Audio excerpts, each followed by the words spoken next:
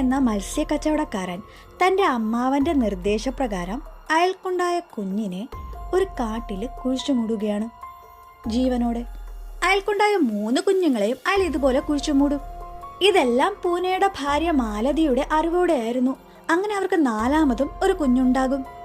മാലതി അവളുടെ അമ്മയോട് നടന്ന സംഭവങ്ങളൊക്കെ പറയും.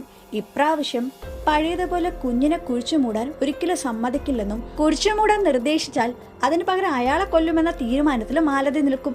അപ്പോഴേക്കും അവളുടെ ഭർത്താവ് പൂനെ കുഞ്ഞിനെ അമ്മാവനെ കാണിക്കാൻ വേണ്ടി കൊണ്ടുപോകാൻ തയ്യാറാകും. നമുക്ക് അമ്മാവനെ അറിയിക്കാതെ കുഞ്ഞിനെ വളർത്തിക്കൂടെ എന്നൊക്കെ മാലതി ചോദിക്കുമെങ്കിലും അതിനൊന്നും തയ്യാറാകാതെ അമ്മാവനെ കുഞ്ഞിനെ കാണിച്ചിട്ട് ബാക്കി തീരുമാനിക്കാമെന്ന വാശിയിൽ പൂനെ കുഞ്ഞിനെയും മാലതിയും കൊണ്ട് അമ്മാവന്റെ അടുത്തേക്ക് ചെല്ലും. അങ്ങനെ അമ്മാവൻ പുറത്തേക്ക് വന്നിട്ട് ഈ കുഞ്ഞിനെ തൊട്ടു നോക്കും. കുഞ്ഞിനെ കുഴിച്ചുമുണ്ടെന്ന് പറഞ്ഞാൽ അയാളെ കുത്തിക്കൊല്ലാൻ തയ്യാറായിട്ട് മാലതി നിൽക്കും. എന്നാൽ അതിന് വിപരീതമായിട്ട് ആ അമ്മാവൻ പറയും, ഈ കുഞ്ഞ് നിങ്ങൾക്ക് സമ്പത്തും ഐശ്വര്യവും കൊണ്ടുവരും, ഇവളുടെ പേര് ഭാഗ്യവതി എന്ന് നിങ്ങൾ ഇടണം, ഇവളെ നിങ്ങളെ പൊന്നുപോലെ നോക്കും, അങ്ങനെയൊക്കെ പറയും. ഞെട്ടിയിട്ട് കത്തി താഴെയിട്ട് മാലതി പൂനെയെ നോക്കും. പൂനെ അവന്റെ അമ്മാവനെ കെട്ടിപ്പിടിച്ച് കരയും. ഈ അമ്മാവൻ അവനോട് പറയും, നിന്റെ ബാക്കിയുള്ള 3 കുഞ്ഞുങ്ങളെ ഞാൻ കൊല്ലാൻ പറയാൻ കാരണം എന്താണെന്നല്ലേ? അത് ഇന്ന് രാത്രി നിന്റെ 3 കുഞ്ഞുങ്ങളെയും അടക്കിയ സ്ഥലത്തേക്ക് നീ പോയി നോക്കുക, അതിനുള്ള ഉത്തരം കിട്ടും.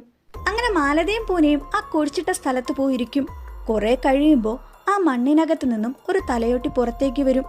ആ തലയോട്ടി പറയും, എൻ്റെ 15ാം വയസ്സിൽ ഞാൻ ഇയാളെ കഴുത്ത് ഞെരിച്ച് കൊന്നനെ. അത് കേട്ട് ഞെട്ടി പേടിച്ച് മാലതിയും പൂനെയും ഇരിക്കുമ്പോൾ അടുത്തതായിട്ട് അടുത്ത കുഴിയിൽ നിന്നും ഒരു തലയോട്ടി വന്നിട്ട് പറയും, എൻ്റെ 14ാമത്തെ വയസ്സിൽ ഞാൻ ഇയാളെ വെട്ടി പരിക്കേൽപ്പിച്ച് കൊന്നനെ. അടുത്ത തലയോട്ടി വന്നിട്ട് പറയും, ഇയാളുടെ കാശും പണവും മോഷ്ടിച്ച് ഇയാളെയും കൊന്നിട്ട് പോകാനായിരുന്നു എൻ്റെ ഉദ്ദേശം, എല്ലാം ആ കിളവൻ കാരണം തകർന്നു. അങ്ങനെ ഈ കാര്യങ്ങളൊക്കെ മനസ്സിലാക്കിയതിനു ശേഷം പൂനെയും മാലതിയും അമ്മാവന്റെ അടുത്തേക്ക് തിരിച്ചു വന്നതിന് ശേഷം സന്തോഷത്തോടെ ജീവിക്കും. ഇതാ ഗ്രാമത്തിൽ നിലനിന്നിരുന്ന ഒരു അന്ധവിശ്വാസം കലർന്ന കെട്ടുകഥയാണ്.